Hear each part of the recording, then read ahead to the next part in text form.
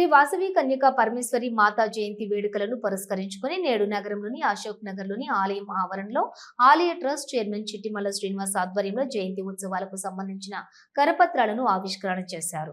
ఈ సందర్భంగా వారు మాట్లాడుతూ బుధవారం రోజున ఆలయ ప్రధాన అర్చకులు పని శర్మ ఆధ్వర్యంలో అమ్మవారికి ప్రత్యేక పూజలు చేయనున్నారని, ఉదయము అభిషేకము, హోమము, అష్టోత్తర శతనామావళి, డోలోత్సవము లాంటి పూజా కార్యక్రమాలు నిర్వహించి సుమారుగా 2000 మందికి అన్నప్రసాద వితరణ కార్యక్రమం నిర్వహించనున్నామని, అదేవిధంగా సాయంత్రం రోజున ఘనంగా రథోత్సవం కార్యక్రమం చేపట్టనున్నట్లుగా తెలిపారు. ఈ రథోత్సవ కార్యక్రమం ఆలయం నుండి ప్రారంభమై ప్రకాష్ గంజ్లోని వరసిద్ధి వినాయక ఆలయం వరకు శోభాయాత్ర నిర్వహించి వరసిద్ధి వినాయక ఆలయంలో ప్రత్యేక పూజలు చేసిన అనంతరం అల్పాహార వితరణ కార్యక్రమం ఉంటుందన్నారు. అదేవిధంగా శోభాయాత్రకు అమ్మవారికి ఇష్టమైన ఎరుపు రంగు చీరలో మహిళలు తెల్లని వస్త్రాలతో పురుషులు శోభాయాత్రలో పాల్గొంటున్నారని, అధిక సంఖ్యలో ఆర్యవైశ్యులు పాల్గొంటున్నారని వారు అన్నారు.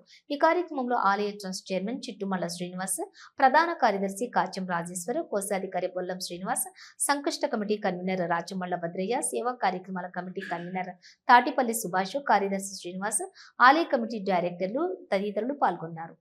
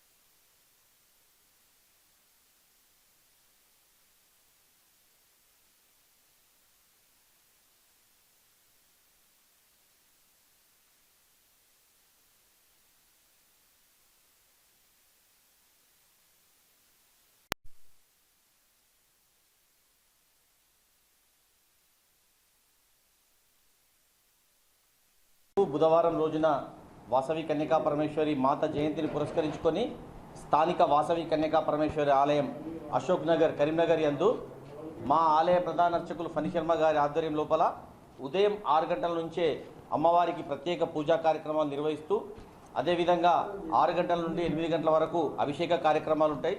తర్వాత వాసవి మాత హోమాన్ని నిర్వహించుకొని ఆ తర్వాత వాసవి మాత అష్టోత్తర శతనామావళి పారాయణ కార్యక్రమాలు నిర్వహించుకొని తర్వాత అమ్మవారి డోలోత్సవ కార్యక్రమం నిర్వహించుకోవడం జరుగుతుంది.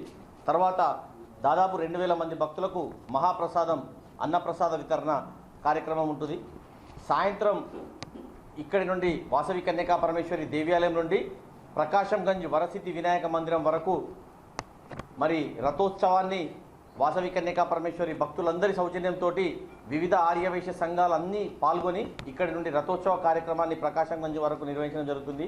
ప్రకాశం గంజ్ లోపల సాంస్కృతిక కార్యక్రమాలను సాయంత్రం 7 గంటల నుంచి సాంస్కృతిక కార్యక్రమాలు కూడా అక్కడ నిర్వహించడం జరుగుతుంది. మరి అక్కడ అమ్మవారిని ఇక్కడి నుంచి ఊరేగింపుగా అమ్మవారిని ప్రకాశం గంజ్కి తీసుకెళ్లి వరసిద్ధి వినాయక మందిరం లోపల అమ్మవారికి పూజా కార్యక్రమాలు నిర్వహించుకొని మరి అక్కడ కూడా అల్పాహార వితరణ కార్యక్రమం చేపట్టడం జరుగుతుంది. ఈ రథోత్సవ కార్యక్రమం లోపల మహిళలందరూ ఎరుపు రంగు చీరలు ధరించి అమ్మవారికి ప్రీతిపాత్రమైన ఎరుపు రంగు చీరలు ధరించి, అదేవిధంగా పురుషులందరూ తెల్లని చొక్కా ధరించి ఈ పూజా కార్యక్రమం లోపల రథోత్సవం లోపల పాల్గొనే విధంగా మేము గత ఎన్నో సంవత్సరాల నుంచి ఇక్కడ ఏర్పాట్లను పర్యవేక్షిస్తున్నాం.